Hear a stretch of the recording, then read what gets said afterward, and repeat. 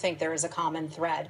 One, we have the anti-police rhetoric, and some people say, that has nothing to do with the police officer deaths and shootings that have been taking place in this country. But also there's another story, and that is that crime is on the rise, murders, in fact, in large cities. Now, this is a suburb of the Chicago area, so we're not talking about right in the city proper of Chicago.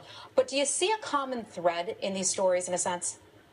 You know, Heather, I do, and it gives me no joy in saying this, but I would have proudly given my life for the President of the United States as a Secret Service agent. That was our job. That's what we do. No one was looking for a pat on the back. But the man's been a complete disgrace when it comes to dealing with police officers, and it really gives me no joy in saying that. I know people tend to engage in hyperbolic statements here, but it's just the truth. I mean, how many people are going to have to die? How many police officers before President Obama has that sister soldier moment President Clinton had, and he comes out and says enough is enough? We can have a respectful conversation, a dialogue in a free society about the role of policing, liberty, and values, investigations into use of force incidents.